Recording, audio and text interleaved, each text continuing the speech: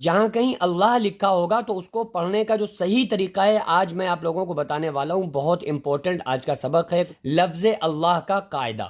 یعنی جہاں پر لفظ اللہ آئے تو اس کو کہاں پر کس طرح سے پڑھا جائے گا، کہاں پر پر کر کے موٹا کر کے نکالا جائے گا، اور کہاں پہ باریک کر کے لفظ اللہ کو پڑھا جائے گا۔ تو بہت ہی غور سے دھیان سے آج کے سبق کو دیکھنا ہے۔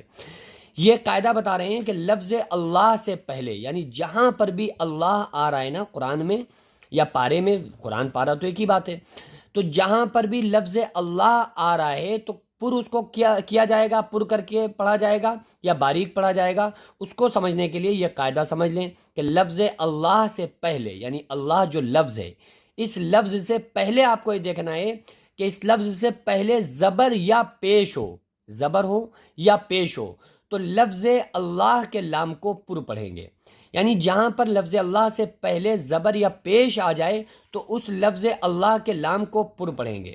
اور اگر زیر ہو تو لفظ اللہ کے لام کو باریک پڑھیں گے۔ بہت سمپل قاعدہ ہے کہ اگر لفظ اللہ سے پہلے جو اللہ کا لفظ آ رہا ہے اس سے پہلے زبر آ جائے، یعنی اس سے پہلے جو حرف آ رہا ہے، تو ہم یہ دیکھیں گے کہ جو اس سے پہلے حرف آ رہا ہے اس حرف کے اوپر زبر ہے یا پیش ہے یا زیر ہے۔ تو اگر زبر یا پیش اس حرف پر ہے، لفظ اللہ سے پہلے جو حرف ہے اس حرف کے اوپر اگر زبر یا پیش ہے تو پھر ہم لفظ اللہ کو پر کر کے موٹا کر کے پڑھیں گے، اور اگر لفظ اللہ سے پہلے جو لفظ ہے جو حرف ہے اس پر زیر ہے، اس کے نیچے زیر ہے، تو پھر لفظ اللہ کے لام کو باریک پڑھیں گے۔ اب یہاں پر انہوں نے مثال دی ہے، جیسے زبر ہے، ان اللہ لکھا ہے، حمزہ نون زیر ان،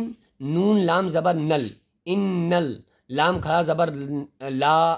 ان اللہ، ہا زبر ہا، ان اللہ، ٹھیک ہے۔ اب آپ یہ دیکھیں کہ اس لفظ اللہ سے پہلے، یہ لفظ اللہ ہے، اس سے پہلے اگر زبر یا پیش، انہوں نے بتایا قاعدے میں زبر یا پیش ہو تو لام کو پر پڑھیں گے۔ تو آپ یہاں دیکھ سکتے ہیں کہ لفظ اللہ، یہ اللہ لکھا ہے لفظ، اب اس سے پہلے نون ہے اور اس نون کے اوپر زبر ہے، تو یہ جو اس نون کے اوپر زبر دکھ رہا ہے نا تشدید کے اوپر، اس وجہ سے اس اللہ کے لام کو پر کر کے پڑھا جائے گا، موٹا کر کے پڑھا جائے گا۔ کیسے پڑھا جائے گا؟ ان اللہ، ان اللہ نہیں کہنا ہے، ان اللہ کہنے میں لام باریک ہو رہی ہے، جبکہ قاعدہ یہ ہے کہ اگر اس سے لفظ اللہ سے پہلے زبر یا پیش ہو تو لفظ اللہ کے لام کو پر پڑھیں گے۔ تو ان اللہ، ان اللہ، غنہ یہاں پر کریں گے کیونکہ پچھلے قاعدے میں آپ کو سمجھا چکا ہوں پچھلے سبق میں کہ نون اور میم پر تشدید ہو تو غنہ ہوگا، تو یہاں پر غنہ کرنا ہے۔ ان اللہ، اللہ، ان اللہ، قال اللہ، پر کر کے، سمع اللہ، سمع اللہ نہیں، قال اللہ نہیں، سمع اللہ لمن حمیدہ لوگ کہتے ہیں نا، سمع اللہ لمن حمیدہ نہیں، بلکہ سمع اللہ، سمع اللہ، اگر نماز میں کہیں گے تو سمع اللہ لمن حمیدہ، اس طرح سے اس میں پر کیا جائے گا۔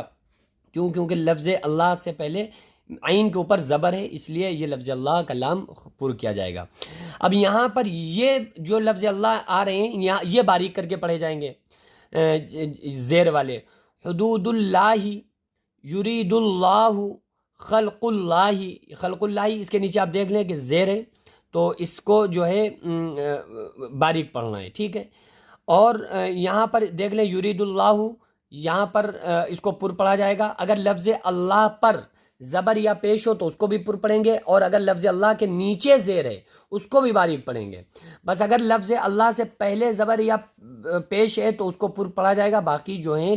ہر لام جو ہوگا وہ باریک ہوگا۔ حدود اللہ، یرید اللہ، خلق اللہ، خلق اللہ۔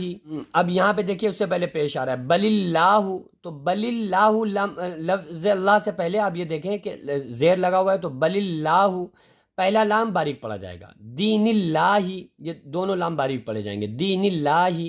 ٹھیک ہے۔ اس کے بعد آتا ہے امر اللہ، تو اچھی طرح سے اس کو آپ سمجھ لیجئے اور مشق کیجئے، اور کون کون مشق کر رہا ہے کمنٹ کر کے مجھے ضرور بتائیں۔